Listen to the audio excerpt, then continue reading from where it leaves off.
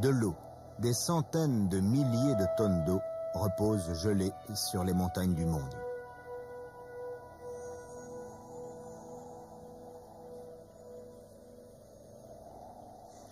On pourrait penser que cet endroit est l'un des moins propices à la vie. Aucune végétation ne pousse sur ces champs de neige. Et s'il n'y a pas de végétation, et donc pas de nourriture, il ne peut y avoir non plus d'animaux, tels que marmottes, souris ou lapins.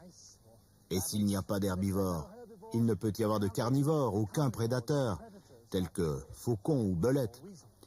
En fait, il existe ici une quantité surprenante de vie. Une forme de vie qui existe à l'intérieur du champ de neige lui-même, parce que cette neige n'est pas blanche, elle est rouge. Cette couleur provient d'algues microscopiques. Elle est provoquée par la lumière qui se réfléchit sur les parois de leurs cellules, ce qui est pratiquement invisible lorsqu'on les examine au microscope. Intérieurement, elles sont vertes par la présence de chlorophylle grâce à laquelle elles utilisent l'énergie solaire pour transformer le dioxyde de carbone et l'eau en sucre. Ces substances, ainsi que les minéraux dissous dans la glace fondante, apportent aux algues tous les éléments nécessaires à leur survie et à leur reproduction. Les lourdes chutes de neige de l'hiver les enfouiront sous une couche de plusieurs mètres.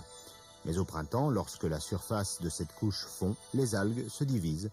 Elles développent de petits cils grâce auxquels elles rejoignent la surface et la lumière du soleil. En vieillissant, alors que les minéraux s'amenuisent, elles changent de couleur, formant d'énormes taches rouges sur les champs de neige. Il n'est pas facile pour les plantes de pousser sur les pentes escarpées. Le passage continuel de la douceur relative du jour au gelé de la nuit fait que le terrain, caillouteux et mouvant, est peu propice à la fixation des plantes. En conséquence, les animaux herbivores sont rares.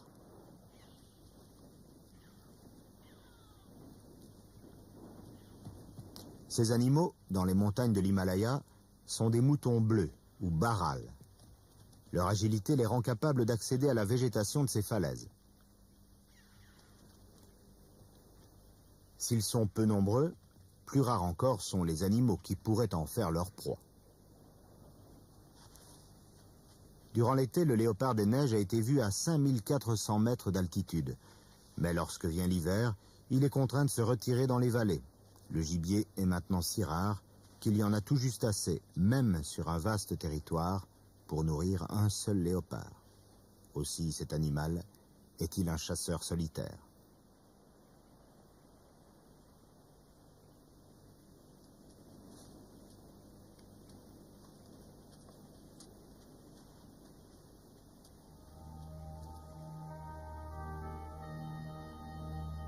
Les grandes montagnes d'Amérique du Sud, volcaniques pour certaines, telles le Cotopaxi, 5900 mètres d'altitude, font partie d'une chaîne qui parcourt toute la longueur du continent.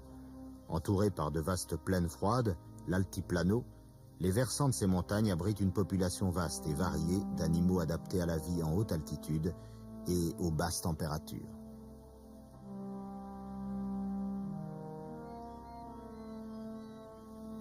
Ici vit la vigogne. C'est une sorte de chameau sauvage. Son pelage fin et soyeux la protège efficacement du froid.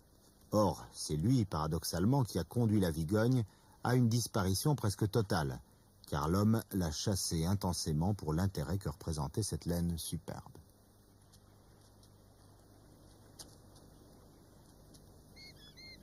La population des Andes a domestiqué un autre chameau sauvage, le guanaco, qui non seulement lui procure aussi une excellente laine, mais lui sert également de bête de trait.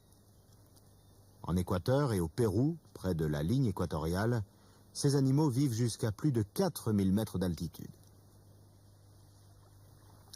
Plus au sud, en Patagonie et en terre de feu, le guanaco vit par contre presque au niveau de la mer. Il y développe un pelage tout aussi épais, car l'hiver, la terre ici est complètement couverte de neige et les étés eux-mêmes sont extrêmement froids.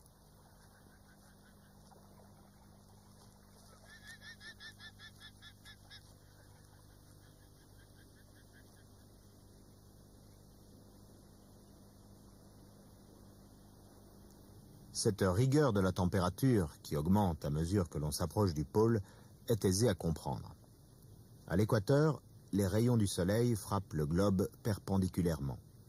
Si l'on suit la courbe arrondie de la Terre, plus on se dirige vers les pôles, plus oblique est l'impact de ces rayons solaires sur la surface de la planète. Aux pôles, leur effet est donc réparti sur une surface plus grande et ils doivent en outre traverser une couche atmosphérique plus épaisse. Au sud de la Terre, baignée par les eaux glacées au large du cap Horn, une chaîne de petites îles volcaniques s'échelonne jusqu'au continent antarctique. Archipel du bout du monde, paysage grandiose et désolé des îles Sandwich du sud et des Orcades du sud.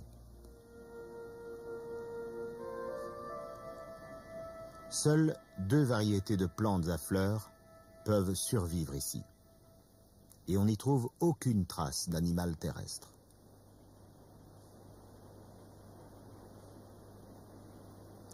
Par contre, les mousses et les lichens prolifèrent. Certains sont capables de survivre gelés pendant plusieurs semaines, s'alimentant sur eux une ménagerie de minuscules animaux, créatures primitives à peine plus grandes que des têtes d'épingle, résistant aux froids les plus intenses grâce au fait que leur sang contient une sorte d'antigel qui lui permet de rester liquide, même lorsque le thermomètre plonge bien en dessous de zéro.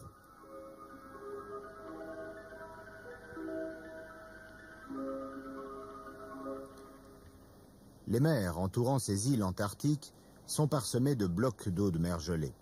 En hiver, ces blocs de glace vont jusqu'à former une couche solide à la surface de l'eau.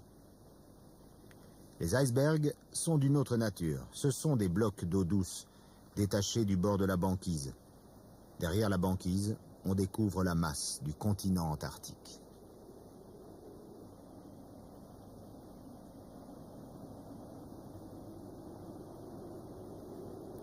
Si le sol est stérile, les eaux environnantes sont au contraire particulièrement fertiles. Ainsi, la vie prolifère sur les bords du continent et plus encore sur les plages des îles au large.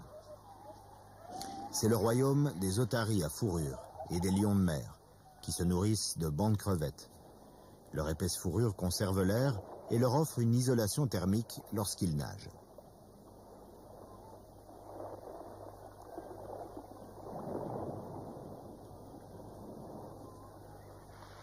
Les plus grands, les éléphants de mer, ont un système d'isolation différent.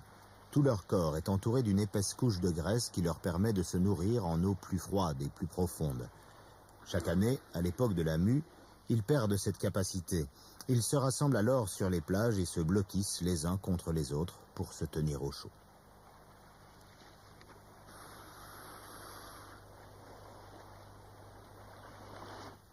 Si vous aviez à désigner un animal qui symbolise les étendues glaciales de l'Antarctique, vous en choisiriez sans doute un du genre de celui-ci. Un gorfou doré ou manchot macaroni. Nous sommes sur l'île de Géorgie du Sud, à mi-chemin entre la Terre de Feu et l'Antarctique. En fait, il semble qu'à l'origine, le manchot évoluait dans des climats moins froids. Aujourd'hui encore, certaines espèces vivent proches de l'équateur, aux îles Galapagos. Leur manteau isolant de plumes très dense, qui leur permettait de nager au chaud sous toutes les latitudes, leur sert maintenant contre les vents froids de l'Antarctique lorsqu'ils se tiennent debout sur Terre ou sur un iceberg.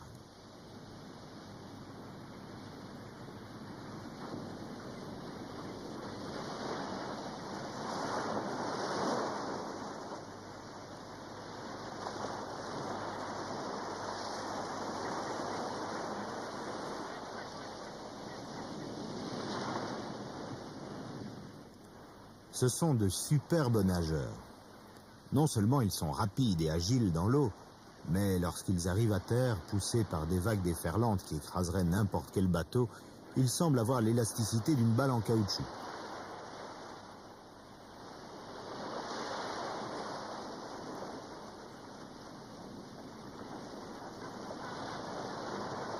Ces manchots à jugulaire mesurent environ 60 à 70 cm. Le manchot royal, lui, mesure près d'1 mètre. Une grande taille constitue un avantage sous les climats froids. Plus grand est le corps, plus petite est la surface de peau par rapport au volume. Un grand manchot retient donc mieux la chaleur corporelle qu'un petit.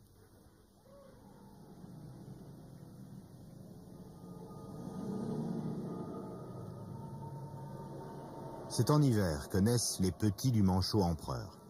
Stoïquement plantés sur la glace pendant 2 mois, les mâles, seuls, incubent les œufs, jusqu'à ce que les femelles reviennent de la mer avec leurs estomacs remplis afin de nourrir les nouveau-nés. Ensuite, c'est chacun à leur tour que les parents iront jusqu'à la mer pour apporter de la nourriture à leurs jeunes. Mais maintenant que l'hiver touche à sa fin, la mer est gelée sur une vaste étendue et les manchots devront marcher parfois 80 km pour atteindre l'eau. Les adultes ont un instinct parental très développé. Ceux qui ont perdu un petit tenteront d'adopter un poussin errant. D'autres iront même jusqu'à incuber un morceau de glace.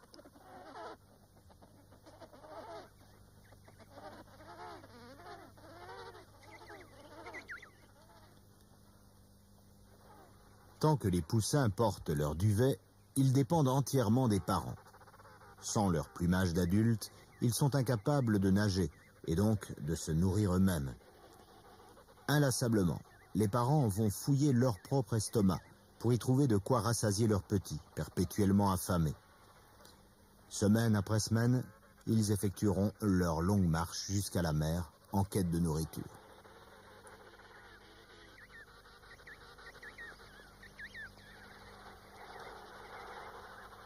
Ce n'est que 8 mois après leur naissance que les jeunes auront enfin leur plumage définitif. Alors toute la communauté s'en ira vers la mer qui, à nouveau, avec le printemps et la débâcle des glaces, est toute proche.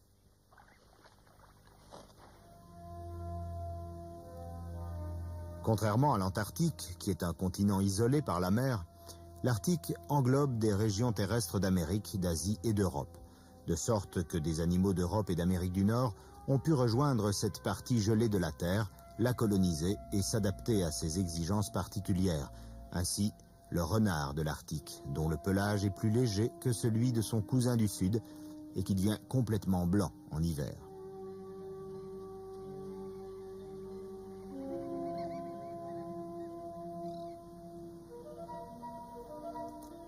La banquise est aussi le terrain de chasse de l'un des plus grands carnivores au monde, l'ours polaire, qui a un lien de parenté évident avec ses congénères d'Europe et d'Amérique.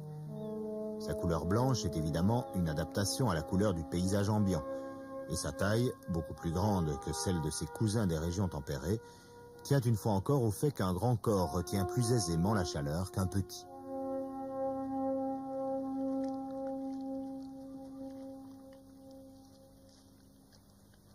Lorsque l'on s'éloigne du pôle, la Terre se réchauffe suffisamment pour n'être plus recouverte que partiellement par la neige et la glace. C'est la toundra, paysage de marécages, d'étangs, de galets, de pierres et de graviers, où la vie pendant la courte période de l'été présente une surprenante variété. De petites fleurs poussent au ras du sol, où le vent se fait à peine sentir et ne perturbe pas l'effet du soleil. Dans des terriers peu profonds, habitent les moissonneurs de cette maigre récolte de feuilles et d'herbes, les lemmings.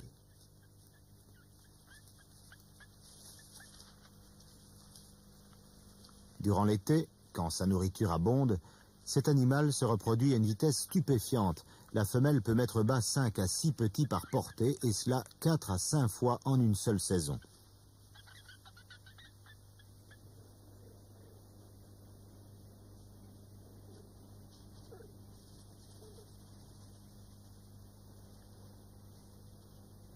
Cette prolifération attire bien entendu des chasseurs, comme le harfang des neiges, une sorte de chouette dont le lemming constitue la nourriture principale.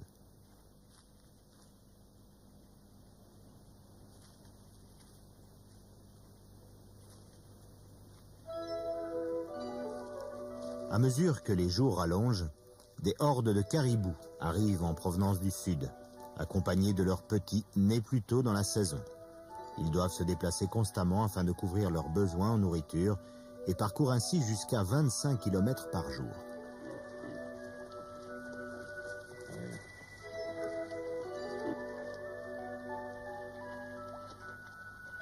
Les oies des neiges sont également arrivées, certaines de régions aussi lointaines que le Mexique, distant de près de 5000 km, pour se partager la riche moisson de ce court été et pour donner naissance à leurs petits.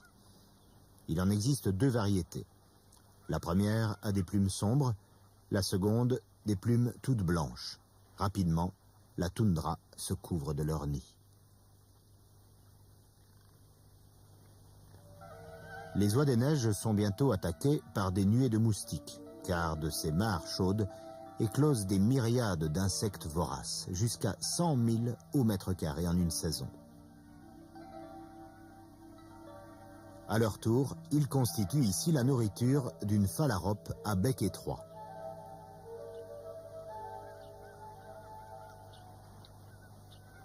Des larves de mouches noires qui ont passé tout l'hiver agrippées au fond de la mare peu profonde commencent à émerger. Le foisonnement de la vie est à présent intense, car la lumière est pratiquement constante, 24 heures sur 24.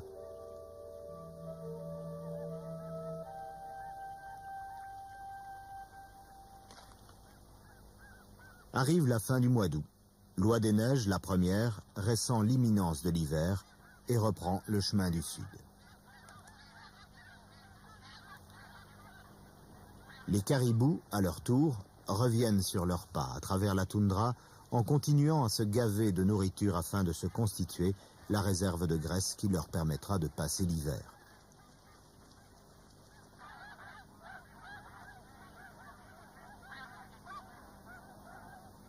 Au fur et à mesure que le temps se refroidit, le besoin de trouver un abri se fait plus pressant et les troupeaux parcourent maintenant jusqu'à 40 km en une seule journée.